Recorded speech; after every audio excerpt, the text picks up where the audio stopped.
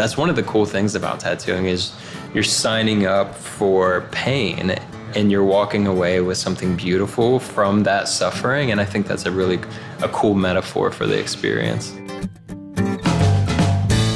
I'm Brandon Dawson, and this is The Distiller, a podcast about how we find meaningful work and how we find meaning in the work we do. My guest for this episode is Jeremiah Griswold. Jeremiah is a tattoo artist and the owner of White Whale Tattoo in Cincinnati. Set aside any conceptions you may have about the typical tattoo parlor. White Whale is a beautiful, pristine space where a talented team of visual artists creates stunning work for a dedicated clientele. It's far more high-end salon than sleazy late-night ink den.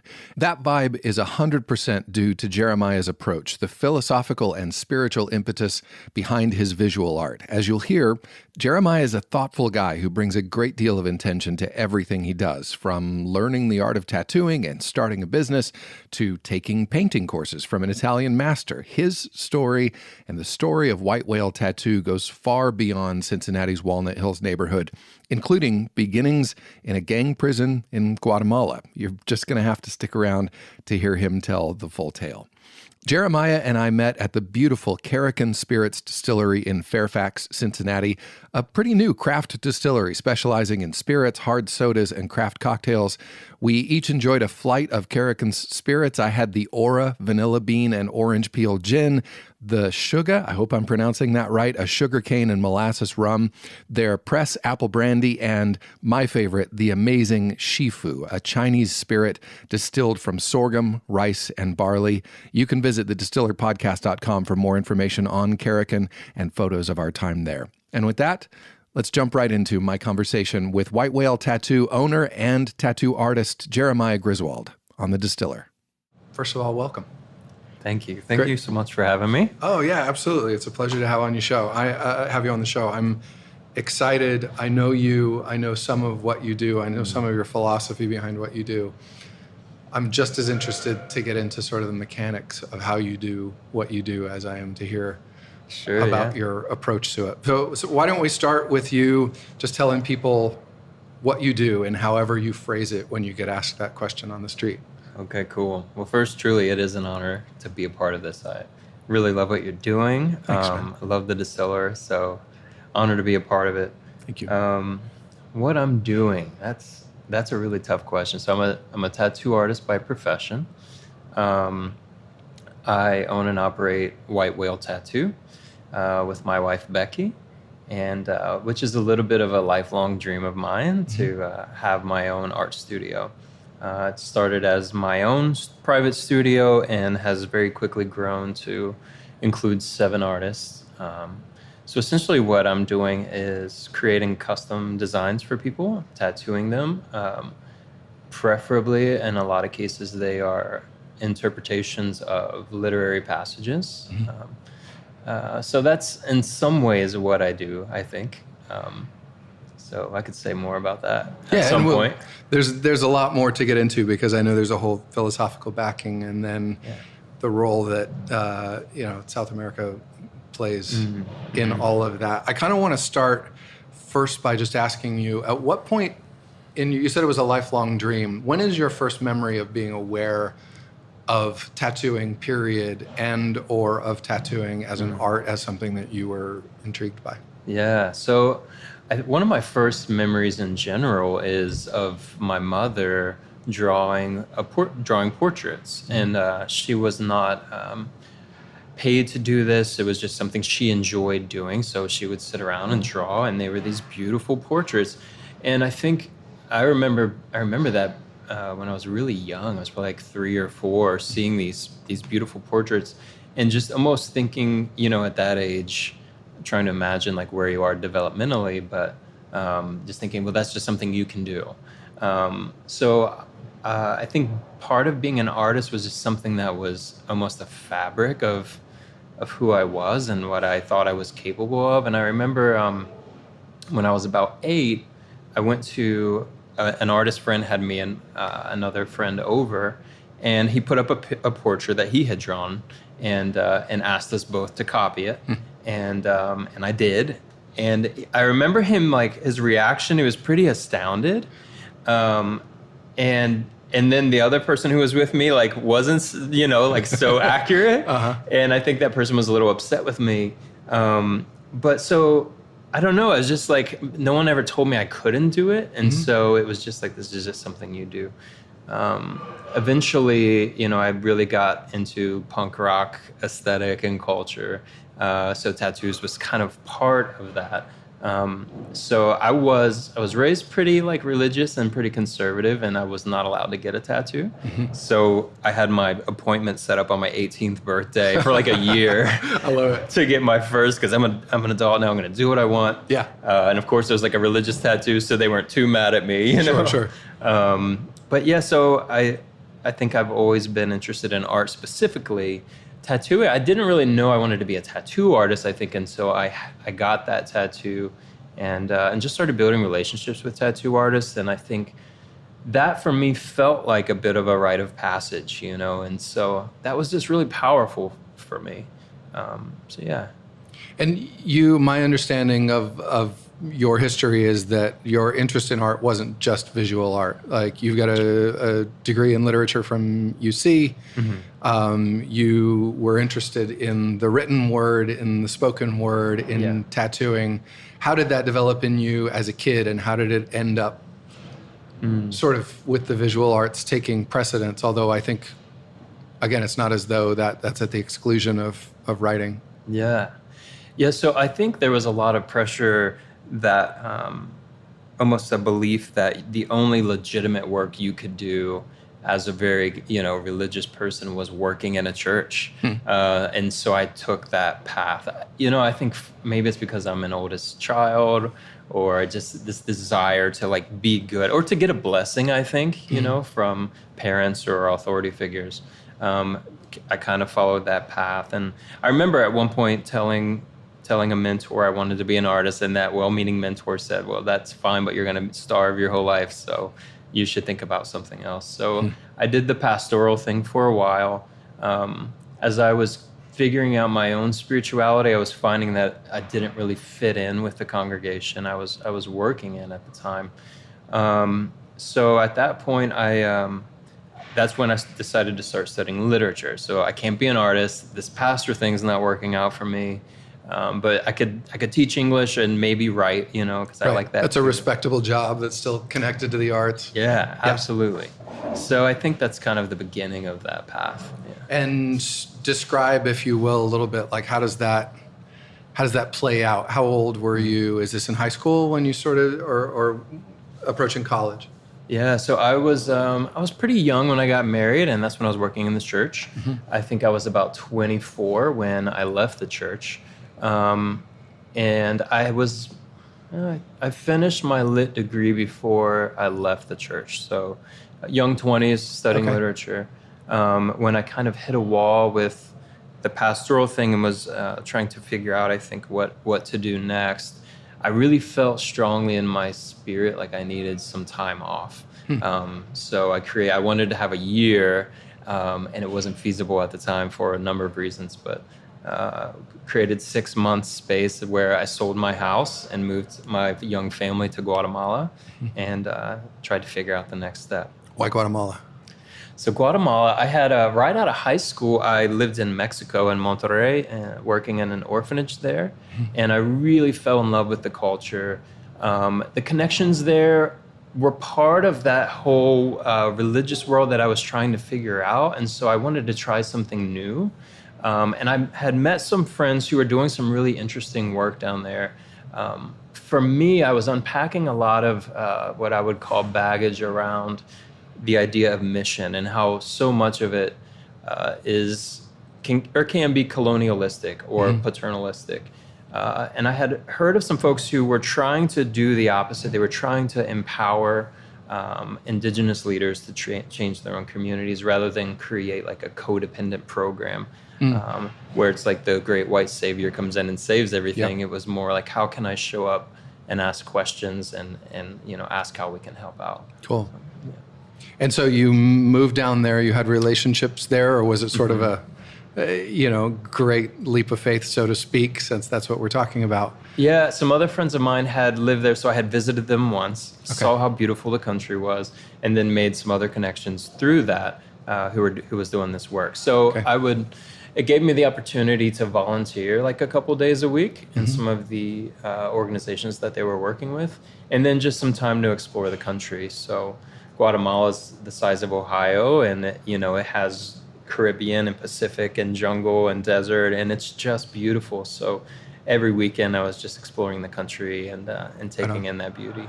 Cool. And then is that connected to the beginning of you starting to tattoo? So what happened with that was right before I left for Guatemala. Again, I wanted to kind of mark this occasion in my personal narrative. And I had been part of an organization and a community, St. Elizabeth's in Norwood. And St. Elizabeth was the patron saint of gypsies and homeless people. So my grandmother was a Romany gypsy, and at the time we sold our house and had no clue where we would live in Guatemala. So it felt appropriate, and I hit it off really well with one of the most fantastic tattoo artists in Cincinnati. So after I got the tattoo, I get down there, and one of the things I'm doing is volunteering in gang prisons. So guys who were covertly trying to leave the gang if they left prison needed to cover up their gang tattoos. So we brought Craig down. I was helping Craig design these cover-up tattoos. And we had been talking a little bit already about what does it take to get into the tattoo industry. And so in a lot of ways, my apprenticeship started there by helping him cover up these gang tattoos. Interesting. What a crazy environment to be thrown into. I mean, on the other hand, I guess what an amazing opportunity to start tattooing with a fairly infinite number of canvases, get a ton of work, and have them all. I mean, I'm not necessarily saying that covering up gang tattoos is not something where quality is involved, but I think it's a utilitarian form of tattooing where it's just as much about protecting these guys as it is creating something beautiful. It seems like that might be a great way to learn, a great first exposure. Yeah, it really was. I think having grown up in a world where there's lots of talk of salvation, and what does that mean? And a lot of times that is some like vague sense of belief system. To actually see someone life be saved by their tattoo was really interesting to me. So taking a mark that they were now ashamed of, or they felt like was a part of their old identity, and covering up with something more beautiful that is in many ways setting them free and allowing them to reintegrate into society. That was extremely powerful for me. Right on. Describe that experience a little bit, because I'm just interested in, you're going into a prison in Guatemala, you're dealing with gang members. I mean, we can pass over that, but like let's actually talk about that for a second. That's an intense situation for a fairly young guy. Were you hesitant? Who were you working with? How did you get in there? What's the initial sense of your own safety, and then how does that translate over time into actually developing relationships with these guys through this intimate process? So some of the gentlemen they would call themselves a chaplain. Most of them were actually former gang members that we were working with. So they were going into the prisons, advocating for them, because the prison conditions were pretty rough. The guards would not go inside of these cells. So we walk up, they open the door, they let us in, and they lock us in. Oh, wow. And it was extremely intimidating at first, and all of a sudden guys start coming out of their rooms and they're just covered in tattoos, some of them, with pretty dark tattoos on their face. And it was pretty intimidating. But I could tell immediately just how thrilled they were to see the chaplains. And I think they were, not every day do they get a North American white boy walking in, to visit. So it was pretty cool. And what was awesome about it is on my first occasion, we were throwing a birthday party for someone, and we were also bringing them art supplies. Okay. So they were extra excited, just like most of these guys no one's visiting them in prison. So they were really stoked to have us there. And how that first visit, like how many tattoos did you do in what sort of a period of time? What I started doing while I actually worked there, initially, a lot of the guys, again, I was just asking what would be helpful. And a lot of them wanted to learn English. So, that was a good match for me with a lit degree in some ways. So we started teaching English and doing that. And I did that for a couple months before Craig came down to join us and started tattooing. Cool. And the cover-ups, I mean, are you blacking stuff out, or are you actually asking them and doing more creative designs? Yeah, so for the initial ones, a lot of them, believe it or not, wanted religious imagery. And one of the only reasons you can leave a gang or a particular gang in Guatemala was for religious reasons. So the gang will follow up with you, and if you're not like living that lifestyle, it's not uncommon for someone to be killed even inside of a church. So a lot of the churches want nothing to do with gang work. So in these situations, they wanted religious imagery. We go back now every year with our team and do more cover-up work. And there are some circumstances where there's really nothing to do but kind of black it out. But that's kind of in vogue right now. So it works out really well. That heavy dark work. I think we're about to be served some drinks. That's a perfect. Lovely. No. It's perfect timing. Thank you, Mel. Thank you. So beautiful. great. All right. Thank you so much. Really appreciate it. So we've got a few selections from Karakan's spirits list here, and we will, on the website, if you're listening to this, we'll link to Karakan to the Facebook page and to the website. I have the Aura, the Suga, the Shifu, which is the one I'm most interested in, and then their apple brandy. So we're going to be sipping as we talk here. So cheers. Cheers. So was this... Very nice. Oh, that's nice. That's really good. I'm enjoying this more and more every second. So at what point does this change from you're interested in tattooing, you're in Guatemala taking a 6-month break, Craig comes down, you guys are working on this thing, to an official apprenticeship, and this is a direction that you're headed with your life? So I think that became pretty clear, pretty obvious to me. One of the things I was working on when I was in Guatemala was almost like a book on the idea of rhythms. And there was like an acronym there, and it was just like, I think it was rituals, holidays, years, traditions, hours, meals, and sleep or Sabbath. Because I had reached a point in my life where I really felt like I didn't have a lot of those things. I was burnt out. When I quit the church, I was like losing large chunks of hair in the shower. And it was my body like saying, hey, like wake up, you can't keep doing this. So some of the time I was just researching and writing, but really what I was finding to be the most restorative of all was to just put on some music and to draw. And so when Craig and I began talking about the possibility of an apprenticeship, he's like, hey, I'd love to see some more of your artwork. And here specifically are things that work well with tattooing. So I spent a good chunk of my time in Guatemala just drawing. And I found life that I hadn't had in a very long time. Like, going back to being a little kid and playing baseball or like riding my bike or something. Rediscovering that old feeling of just sitting down and making art. Yeah, and I think for me, I think before you've talked about the Enneagram on the Distiller and discovering that I was a type 1. So being a perfectionist is a big part of my story. So finding something that was a new challenge, I think, that I could begin to master was humbling. But there's something really fun about that beginner's mind where you're submitting yourself to this new thing and like starting at the beginning, and there's just the like challenge of it is so fun for me. So I think that's when I got really hungry to pursue tattooing and just art in general. Interesting. Visual art. I think you and I are similar, and we've talked about this a little bit in the past. It's like, it's one thing to move out of a belief system either into another or into sort of open space.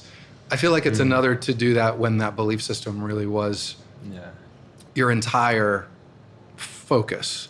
One of the things we have in common is that when we were in a Christian belief system, we were not just, this is who I am and this is what I believe, but I want to help other people understand. I want to pastor, I want to lead, I want to teach people. And figuring out what those rhythms are when so much of what your life was defined by this belief system and what you compared yourself to, it can be challenging to figure out how to support rhythms and how to support healthy behaviors when you don't have an external standard against to judge them. So it's interesting that like throwing yourself into art as a way to sort of reestablish connection to something makes a lot of sense. And the structure of, at least what I understand of your art and certainly of tattooing, makes a lot of sense. Yeah, and I think there's the idea of the Greco-Roman idea of like body, mind, and soul. It was becoming pretty clear to me, especially studying literature, that I was spending a lot of time in my mind. So whether it's, literature or the belief system and the art of like creating a sermon or a teaching, everything was kind of in my head.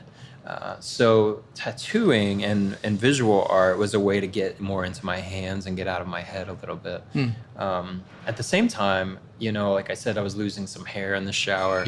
And not much. When I got back from Guatemala, I had another body where my body was like, hey, you're still not getting this here. And, I learned from the Enneagram. I was a type 1, which is a gut type. And most of my life I had been ignoring my gut. And there were some pretty major job and relationship things that my gut was saying, don't do this. And I did anyway, because again, I wanted to please that mentor or that authority figure. So I'm in New York. I moved back to Guatemala. I'm in New York City with my family. I'm on top of the Empire State Building when I feel like my colon, what happened was my colon perforated. And I thought that it was like my appendix burst. And but then it kind of went away, and I have a pretty high pain tolerance, so I just go back to the hotel, and I wake up in the middle of the night, and I think I'm dying, right? So I go to the hospital. They do X-rays, and they're like, "Yes, we're operating immediately." Wow. And so my gut like literally perforated, and it's like I was gonna die and I was more than I think I'd ever been, like so stressed out and burnt out. And I hold that, any stress or tension I hold in my gut, I can feel it. So I'm really learning to just listen to my gut, or what Myers-Briggs would call intuition. I kind of test off the charts, intuitive. And now it's like, I know better than to ignore my gut, Those signals you learn to pay attention to as time goes on. So I want to talk a little bit about, in several interviews on the podcast, we've talked about the idea of apprenticeship. Apprenticeship used to be the way pretty much everybody learned everything. Now there are a few trades and a few skills where that still exists in a structured way, but it really is dying out as a practice. And I talk to people in management consulting meetings and things like that about mentorship and about seeking out mentors. Describe, when you and Craig take on this apprenticeship, what's structured about the relationship and what's not? What's the understanding? Was it something that you guys defined, or was it more of a let's flesh it out as it goes? Yeah, so tattooing, I had a very, what you would call a traditional apprenticeship, which simply means that I built my first machine from scratch, and the coils I wrapped in Guatemala currency, so it would remind me of this connection and why I got into this. But welding needles to a needle bar, it was really pretty rigorous. And Craig let me know that it would take up to a year for some people, sometimes longer, before you would ever even actually tattoo skin. Because you're learning the ins and outs, the intricacies, the cross-contamination, just all of the things that are involved, but also being able to demonstrate. And what was a true gift of my apprenticeship was I was not allowed to touch skin until I demonstrated mastery over line work. And doing that with, loading a marker into your tattoo machine and drawing and designing art that way.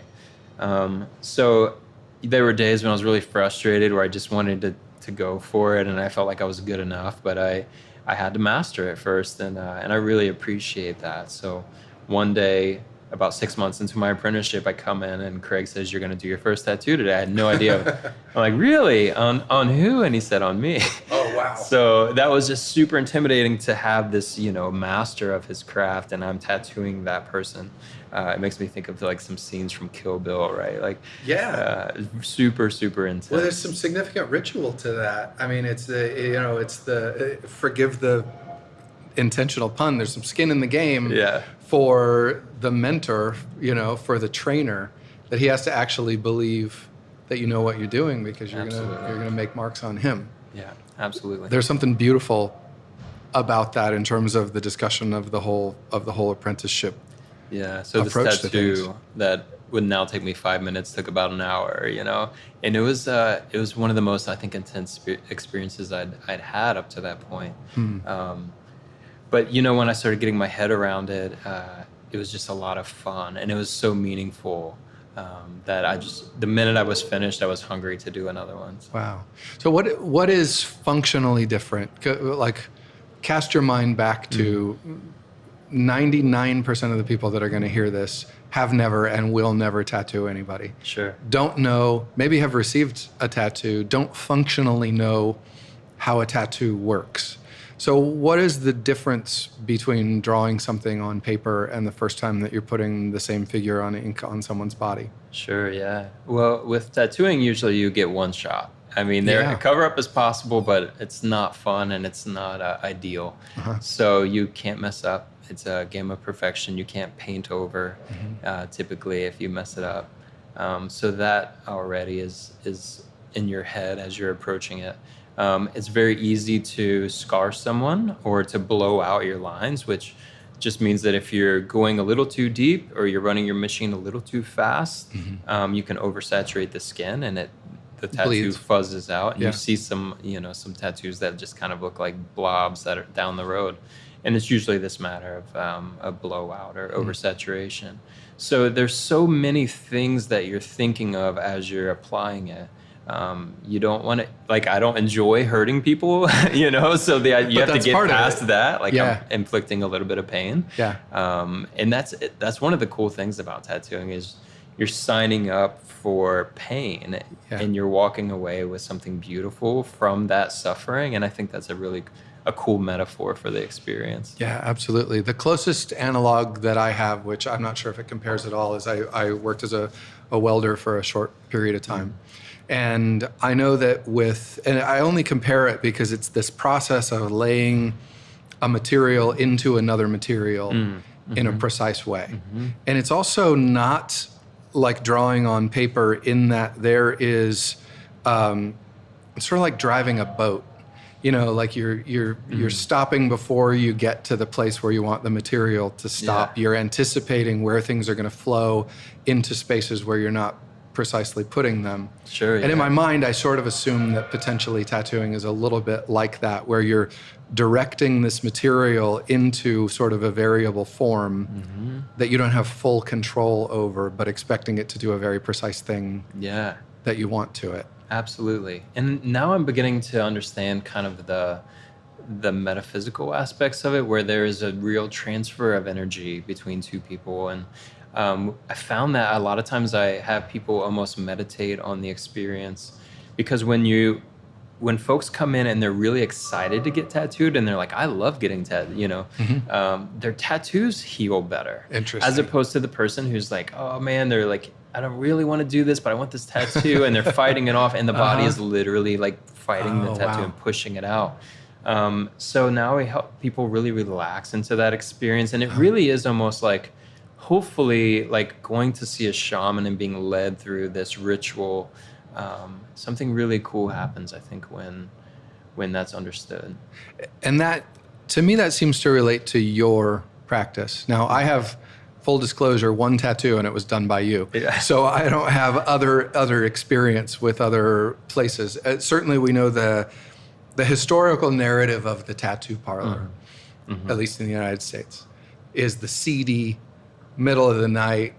You're probably drunk. It was probably a bad idea. It's probably done by there's all these things. That is the opposite of white whale. Let me first say, for people that are listening, if you're listening to this and you're in a place where you can go to a computer right now, go to whitewhaletattoo.com and check out this space, because the salon, and it is a salon. It is. Yeah. It's not a seedy tattoo parlor. It's not a place where all the flash is on the walls. It is a beautiful, welcoming, pristine, artistic and creative space that you guys have created. Thank you. It's sort of high contrast in terms of the physical space, which relates to that most of the work that you do is black work, is single line. It's the aesthetic of your tattoo work is reflected in your space. Yeah, thanks. So yeah, it is a beautiful space, but I sort of want to clear up any perceptions that somebody may have about what we're talking about. What we're talking about is a very beautiful, precise art. And that's also reflected in the fact that I feel like you make specific choices about work that you're willing to do and that you're not willing to do. You're not there at 1:30 in the morning for somebody to wander in from the bar next door and ask you for Daffy Duck on their arm. And there are places that do that, and more power to them. Yeah. You take bookings months in advance. I feel like you are very intentional about the work that you choose to participate in. What has to be part of the equation for you to want to get involved in somebody's process? Yeah, so like I said, I'm pretty drawn towards creating visual interpretations of literary passages. So White Whale obviously is named after Moby Dick. And just that book, when I studied it in my undergrad and read it again in my graduate work, just spoke so much to me about philosophy and lines. And, some call it the great American novel for a reason. So I'm always drawn towards taking those textual scenes and then creating that visual interpretation. I think it also is just like back to that idea of this is the thing that I have now chosen to master. So wherever I am in my growth cycle of mastery, so I've been very drawn to woodcut artists, pointillism. Seurat was one of my favorite artists. Barry Moser, Gustave Doré, some of these incredible engravings that are just made up of perfect lines. So I've been doing a ton of that kind of woodcut and pointillist approach, and it seems to have been really well received. Now, I feel like I've kind of climaxed where I am with that, and I still enjoy doing that part of my work, but I'm being drawn towards, I've always had a love for the pre-Raphaelites, for Baroque art. So I'm being drawn more into that realm. So maybe that's a combination of things. I'm not sure, honestly, for this next round. So we'll see.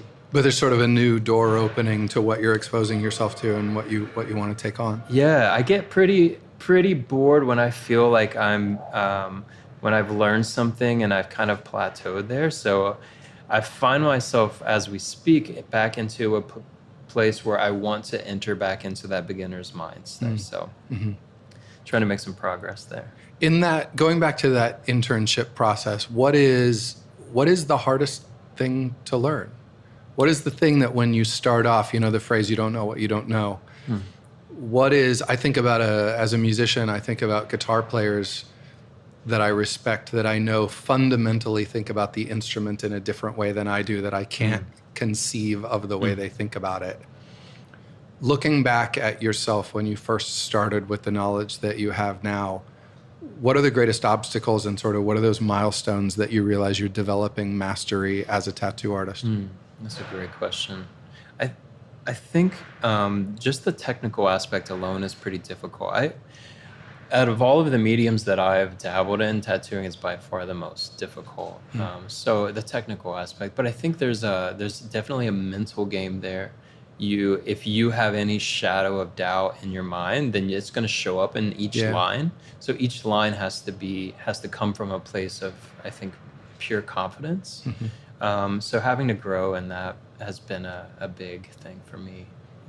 Is that something you can train? I mean, is that, it's like a surgeon's stillness of hand. Right. Is that something you can develop, or is it something you have or you don't? because I mean the work that you do, for people that haven't seen it, go to the distillerpodcast.com and link from there, go to whitewhaletattoo.com. But it's very fine, pointillist and single line type of work, really lovely and precise. A lot of it, I mean, the type of thing that I wouldn't have thought was really possible with tattooing before seeing a lot of your work. Sure. Is that something that you can learn, that steadiness, or is it something that you have to figure out whether you have over time? I think so. I think you can. And I really value that about my apprenticeship, was that mastery of lines. And that's something that's been very important for me as I pass the tradition on to my apprentices. I think what I've tried to do in our studio is to create a place that reflects some of the big paradigm shifts that have happened in my own life. And I would say that maybe the most important one is the shift from operating out of scarcity versus operating out of abundance. I think on a similar level, from operating out of fear into operating out of love. And I've been a part of so many professional jobs where it was fear and scarcity that was really trying to drive the production. So this has been a big experiment for me. And honestly, it's just kind of coming out of my own life, where I wanted to try and live out of these new paradigms. You know, I have kids now, we have another one on the way. And so we're revisiting, like, what does it look like to believe in an abundant universe instead of one where there's not enough? So in White Whale, there's this real spirit of collaboration between all the artists, and truly there is enough for all of us there. We're not fighting over the next tattoo appointment that comes in, where we're giving each other work and we're saying, actually, I think you would really do a good job with this piece because it's more of your style or your interest. So there's this great spirit of collaboration and abundance that we really try to operate by when we're in like a team meeting. And anytime we ask the question, what if, we like to see where that goes. And that's a really good indicator of, well, what if this means, you know, I'm going to get less work, or what if this means it's going to, or like, what if this is the next best thing for us? And what are the amazing outcomes that can come from this? Yeah.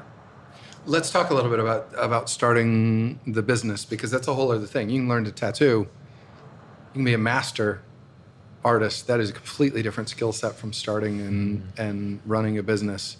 How long had you been working as a tattoo artist before you essentially decided that this is something that you wanted to run your own business to do, as opposed to going to work for Mothers or you know, or somebody else in town? Yeah, so I was in the shop where I learned for about 7 years. And before I decided, like, White Whale started becoming this thing. And for me, I think, you know, I'm a little OCD, so just to have a little more control over the space in which I worked. You know, a lot of tattoo studios can have this kind of loud, you know, heavy metal playing the whole time, which is, I like metal, you know, but when I work, I prefer like opera or classical or something like calming. Really chill. Yeah. And also I think I really wanted to lean into this part of me that was pastoral, that like wanting to lead people through a ritual. So in the private studio, folks would come in and feel safe, ideally, and some would cry and just like tell you. It's almost like you with your hairdresser. Like often they become your therapist, pseudo therapist. Yeah. So in some ways, I feel like I need to go back and get a psychology degree. You got the time. When you first started it, what was the original vision? Was there a specific? You talked about some of the more philosophical elements, but what came first, the space or the idea for the space? So the idea came first, and so much credit is due to my wife Becky, who really believed in this dream, and she pushed. So we had bought this home, and we got a great deal on this. Pretty much a dream house. It was a foreclosure, so we got it for super cheap. And we knew we had all of this equity if someday we ever wanted to sell it. And one day she said, you know, we should sell the house and we should buy a studio with an apartment above it, and you need to do this. I love it. It's time that you stop doing all these other jobs, you know, and you need to go for this. So That was all her. And she, from day one, she's a 50% partner, and she brings just as much to the business. So, in addition to just all the booking and administrative stuff, she truly is just like an amazing people person, an extrovert, and the face of the business. So, we have pretty excellent customer service thanks to Becky just being on board. Right So. on. And then you started the business, and my sense is that fairly quickly you had a name, you had recognition, you had a waiting list. Is that true? I mean, Yeah, I had built up a fairly decent clientele over the years, and there was something that was really big. These paradigm shifts from like abundance. We were trying to apply. So this still is not my default. My default is still those old, like, I don't know, religious ways, and like kind of not. I don't want to use religion as a bad word, because I'm certainly, I think, as spiritual as I've ever been. But we along with some friends were reading some books about like the law of attraction, and we were like, let's, maybe this is like mumbo jumbo, but let's try it out and see what happens. So we were really becoming more intentional, I think, and watching these intentions manifest all around us. And so it was simply our intention to have just like one of the best places to have this tattoo experience. We just wanted people to have this amazing experience. And so I remember one day we were like kind of talking about how do we create like the best tattoo studio around, and we get an email from a publication that was doing their best of, and they said, hey, we want to feature you in this. And we'd only been open like 2 months. I didn't know if anyone had even heard of us yet. So I was like, whoa, this is kind of wild, So that I think is maybe a poor example of many things that have happened because we've just like begun to believe in this weird thing called like, manifestation and attraction. So. yeah, but if it's working, yeah, right. Don't knock it. So you started out, it was just the two of you. Now you have 7 employees, co-artists? 7 artists, yeah, and Becky, so 8 of us in the crew. How do you, although the shop has a definite ethos, I wouldn't say, to my knowledge, that every one of the artists have they're not copycats of your style. Yeah. I think they all have things that they do well and what's in their wheelhouse. How do you choose who to work with and who to hire for the shop? Yeah. So, this truly is my baby. I've gone through so many jobs and found out a lot about what I don't want before we created this thing that we want. So we're very protective of it. And we hadn't recruited. There wasn't, for me, I was happy for it to always be my personal studio, if that's what it was meant to be. But some really amazing people started showing up in our life, and who were extremely talented artists and had the integrity to match. So it was a very natural fit to kind of be in discussion and say, what does this look like? What does tattooing look like? Everyone at our studio was a trained artist. Most of them had gone to Savannah College of Art and Design or UC's DAP program. So I had seen their art, I had seen their style, and also like they all have a particular style that I had not necessarily seen being tattooed either. So I thought it'd be fun to give it a shot. And so everyone at our shop has their own kind of realm that they work in, and so we're able to steer folks towards the right artist based on what they want to get done. Describe the process of how, if you want to get a tattoo at White Whale, how that works depending on who you choose to work with. So all of us tend to open our books for proposals. So personally, the first day of every season, so coming up is spring, my books will open for one day, and then there's kind of a template on our website that shares what we're looking for when you submit that proposal. So we have all the information we need. And then I generally book about 30 to 40 slots per season for those proposals. So it's a really difficult job going through and sorting them into yes, maybe, and no. So yeah, that's... How many are you choosing from? How many requests for proposals do you typically usually get? Somewhere around 100. Okay. I'd say come in that day. So yeah. And a lot of times that makes sense. Like one will come in that is clearly for Jacqueline or Annie or Zach. So it's easy for them to steer them where they should be, and then it doesn't feel so bad, because I hate saying no to many great projects, So it's kind of the nature of the game. Are there works that you have done, and maybe if the answer to this is yes, we can link to some of them. When you look back at the pieces that you have done, are there ones that stand out as just sort of shining your favorites, or for whatever reason, the most memorable experiences of giving a tattoo that you remember?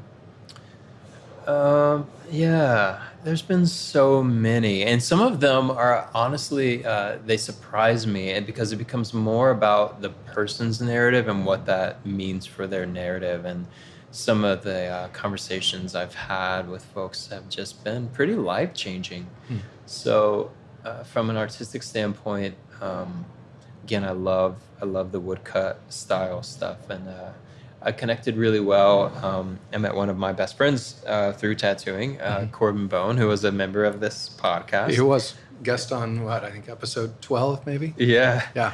So when he moved here to play soccer, he found us and came in, and we hit it off immediately. And now I've done his entire back and several other pieces. And that piece was, the back piece was based off of a doré woodcut, and it's extremely intricate. And we have probably 25 hours worth of tattooing into his back. So that's been a fun piece to work on. Right on. And his wife now works at the shop. His wife works at the shop. Yeah. Was she working at the shop before they were married, or was that... I don't know the timeline there. Not that it's important. She was not working at the shop. Okay. She was a hairstylist at the time, and in fact, Corbin was looking for a hairstylist, and I said, "Hey, you should meet this girl." And then the next thing I know, they're dating, and married, and now have a kid. So, let's talk a little bit about the work that is ongoing with La Limonada in Guatemala, because you said that's where this all started. Talk a little bit about White Whale's continuing commitment. Sure. Just whatever you want to cover there, because I think it's amazing work. Yeah, Guatemala really still feels like a second home for me. And the relationships we have there are ones that I hope to have for life, and people, just beautiful people who are doing extremely difficult work. And I have, my children are here, and I have them half the time. So I'm committed to being in Cincinnati as they grow up. I wouldn't be surprised when they're all grown up, we move back to Guatemala. Right on. And for now, it's like, let me get down there as much as I can and just build these relationships. So part of when we wrote our business plan, Becky and I committed to giving away 10% of our profits to nonprofit organizations, a large amount of it going to Guatemala, and then some other going here locally into organizations like Sea Shepherds that we believe in. But we are committed to financially backing and supporting how we can. And then we take our team down once, sometimes twice a year to do this ongoing cover-up work. And through that, there's been a ton of new, beautiful initiatives that have launched with some of the folks that we've been tattooing down there. So it's really fun to get to see that just take off. And all we can do is just like appreciate it and be grateful and enjoy it. What kind of stuff? What's coming out of it? Give us some... Sure, yeah. So we began working with a gentleman named Fito, and Fito was one of the founding members of one of the largest gangs in Guatemala. Fito grew up in the garbage dump community. A lot of people live in kind of small homes around the garbage dump, and they scavenge the trash to recycle or what they can to make a living. So there's a high gang population in that community. And Fito has chosen now, he's much older and has a family, but to remain in the community so that he can help keep young folks out of the gangs. So we work with Fito. We recently had a fundraiser. So about once a year, we do a fundraiser at White Whale where we create these flash pages, like in the traditional sense of tattooing, where you walk in and you pick a design that's on display and you get it tattooed. And all of that money goes to fund these trips or other initiatives. So Fito had this dream to take a bunch of people from the garbage community, Zone 3 is what we call it in Guatemala, from Zone 3 camping, And, so to picture 50 people who have never left. And so what Fito said is like, they believe this is the whole world. And they've never seen a lake or a mountain. Right. So that was his dream. So all he wanted was just a couple grand to take some people camping. And we're like, let's do it. So he recently took everyone camping, and we got great pictures of people like covered in mud from this mud pit. And they sound like they had a lot of fun. So that's an awesome one. That's so great. You do the flash days. You do it once a year? Or you do it multiple Correct. times? Okay. Yeah. And when does that typically fall? For people that are listening to this, thinking, I want to help support this work. Yeah. We have done them on Halloween. We've done them on All Saints Day. So we kind of like to play with the theme. Okay. This year, official announcement right here on the Distiller. There we go. We got a scoop. We're going to do our Flash Day on Sunday, June 2nd, and it's going to be in collaboration with 21C. Oh, cool. So we were invited to do that Flash Day in the ballroom at 21C. Nice. So that's going to be a lot of fun. It's going to allow us to accommodate, I think, some more folks and raise some more money than we've ever raised. So we're really excited about that. If you're not familiar, 21C is a hotel here in Cincinnati. It's a boutique chain. I know there's one in Louisville. I think there's one in North Carolina as well, but really, really beautiful places that I know you guys have a relationship with. So yeah. Early June, watch the white whale tattoo on Instagram and all of that for the information. Absolutely. And 21C is very committed to art. Every hotel has an art gallery in it, and there's often art in the rooms and throughout the premises, and they're very also dedicated to social justice and raising awareness. So we're really appreciative for the opportunity to collab with them. Right on. So as you look forward at the next phase of the development of White Whale and the development of yourself as a tattoo artist, you talked about moving beyond some of the forms that have been most familiar to you, not letting go of those, but moving into maybe more of the pre-Raphaelite type of work.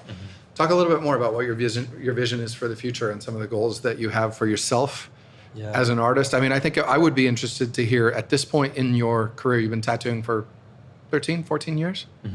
What are you trying to learn? Like what in terms of artistic accomplishment and the style that you want to get into, but also at this point, what does it mean to continue to develop technical facility for you? What are you working on these days? So I was recently accepted to a workshop in Italy, studying under a master classical painter named Roberto Ferri. And I've been a longtime fan of his painting. If you know the work of like Caravaggio, it's equally as beautiful and amazing. And I'm really kind of just blown away by his work. So I thought I'd give it a shot and apply for this workshop, and I was accepted. So I'm really thrilled about that. So for me, that's going to be, I think, a big practice in that classical style of painting, and I'm interested to see how it will to translate into my tattoo. I tend to work largely in black and gray. So I think I will be incorporating a little bit more of that, Renaissance palette into my tattoos eventually. But yeah, I think there's this, for me, I've always been really drawn to jazz for the reason that jazz has room for so many voices in it. The blue note is there for suffering, and it's kind of this, like, you feel that spirit and that riff, and you have all kinds of room for experimentation. And I don't know, as I get older, as I grow, I've been drawn more to the classical and to the opera. And I notice a real difference when I'm painting or drawing. If I'm listening to jazz, almost inevitably you enter this state of flow. And with jazz, there's kind of like this fluid movement to the painting, and it's very much like I'm not exactly sure what's going to come out of it.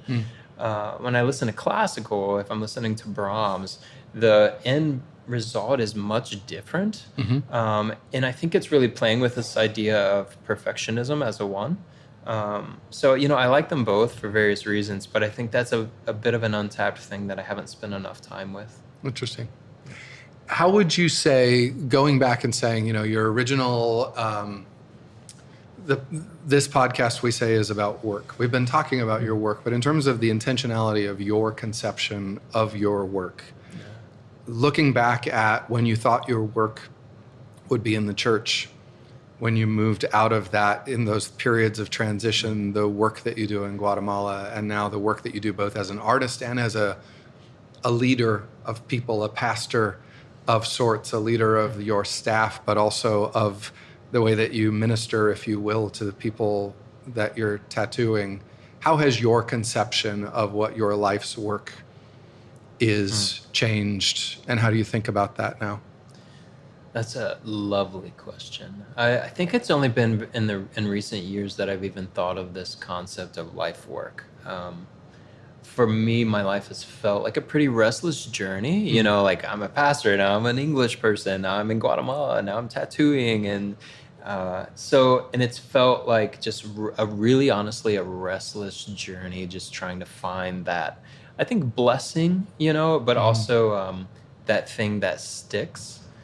And I'm now, in retrospect, I'm seeing how all of those things maybe weren't just by chance, that they're all kind of coming together pretty beautifully.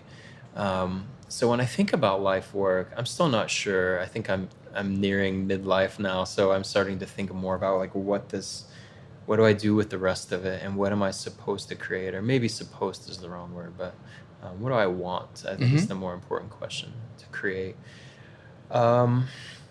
I feel two draws. I feel like this literary teaching world where, I can write the things that I've experienced or the things that I've learned or what seem to be true to me, or I could share them in a textual way. But maybe it's selfish, maybe it's just like a heart desire. I'm interested in trying to figure out how to portray those things visually, using symbology and art to communicate something that someone might connect with and someone else might completely hate. But You have teenagers, you have a little tiny one on the way. Yeah. We're in the same spot in life about that, and congratulations, that's really exciting. Thank you. How do you think through all of that journey, what are you teaching your kids about work? What do you want them? You've been through a restless journey, and now you have this sense of the restlessness of it. Yeah. Do you have a sense of sort of what you want them from that journey to get from you, how you want them to think about their approach to work?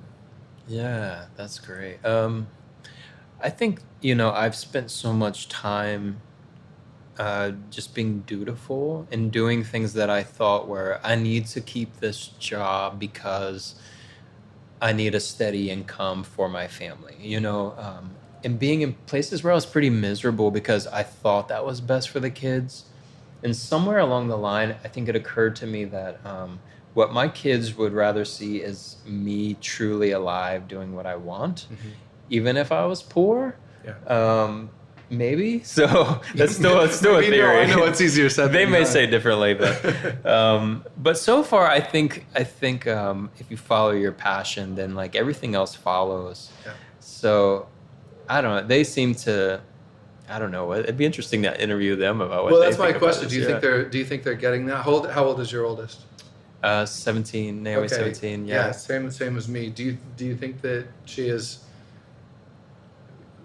soaking that up? Do you think that lesson from watching you is coming through, or is it too early to say? I think so. I don't want her. I want her to learn things at her own, rate. But I really try to say that you truly can do whatever you want to do.